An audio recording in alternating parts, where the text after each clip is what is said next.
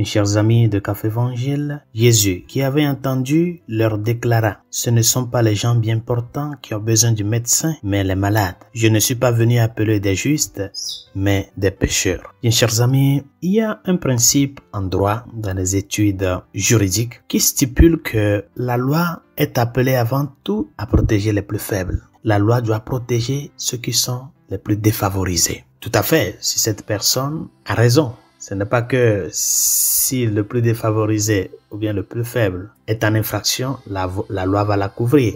Ce n'est pas ça. Mais la finalité de la loi, c'est de protéger les plus faibles. De protéger le plus faible en face du plus fort. Chers amis, devant Dieu, devant le mystère de l'incarnation du Christ, nous tous, nous sommes faibles. Le péché nous a rendus faibles. Le péché nous a rendus défavorisés. Le péché nous a rendus esclaves. Par conséquent, le Christ qui est l'accomplissement de la loi, c'est-à-dire le Dieu qui est entré dans l'histoire de l'humanité, est venu rendre justice à nous qui sommes sujets au péché. Il est venu nous protéger, il est venu nous sauver, il est venu nous favoriser avec sa présence, en nous rachetant du mal et en nous faisant recouvrer notre dignité de fils de Dieu. Par conséquent, c'est très important de ne pas oublier que la guérison d'un malade commence par la conscience que ce malade a de qu'il va mal. C'est la conscience que j'ai de que je suis malade qui m'amène à chercher les moyens nécessaires pour me guérir. Nous vivons dans une société de nos jours, bien chers amis, qui est aveuglée par l'orgueil. Un orgueil tellement profond.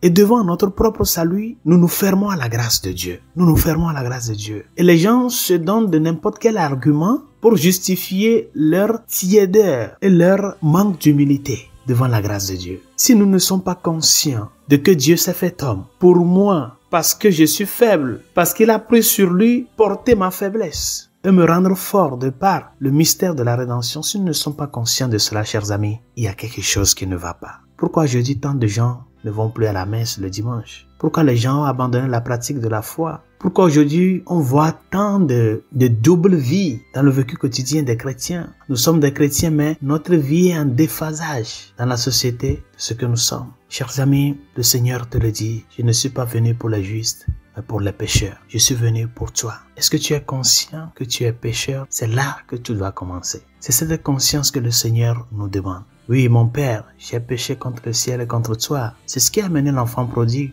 à recouvrer la joie du pardon. Nous avons besoin de Dieu, chers amis. Nous avons besoin de sa lumière. Et cette lumière, il nous le donne dans sa parole. Elle est vivante, la parole de Dieu. Énergique et plus coupante qu'une épée à deux tranchants. Elle va jusqu'au point de partage de l'âme et de l'esprit, des jointures et des moelles. Elle juge des intentions, des pensées du cœur. Pas une créature n'échappe à ses yeux. Tout est nu devant la parole de Dieu, soumis à son regard. Et nous aurons à lui rendre compte. C'est ce que nous dit la lettre aux Hébreux en la première lecture de ce jour. Nous avons besoin de Dieu, nous avons besoin de sa lumière. Et cette lumière, Dieu s'est chargé sur lui de nous l'apporter en son Fils qui s'est fait homme. La première des choses que nous devons faire, c'est de travailler l'humilité de vie. Savoir que nous sommes dans le besoin de Dieu. Et dans cette humilité, fais un effort à ce que les grâces et les dons que le Seigneur te comble au jour le jour, tu puisses les mettre au profit. Approche-toi de Dieu. Laisse que sa parole, qui est comme une épée à double tranchant, te tranche en toi. Apprends à souffrir pour ceux qui n'honorent pas le nom de Dieu en toi. Ne t'aveugle pas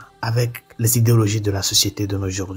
Que la lumière du Christ, que sa parole soit ta boussole qui t'enseigne le nord. Quel est le nord? Dieu et Dieu seul. Demandons-lui que sa grâce nous aide à ce que nous soyons vraiment des chrétiens avec les deux pieds sur terre dans la société, afin que notre fermeté et notre rigueur pour être fidèles au Christ qui est venu pour nous sauver, nous rendre la vie en abondance, nous amène à gagner d'autres âmes pour le Christ. Bonne journée, Dieu vous bénisse.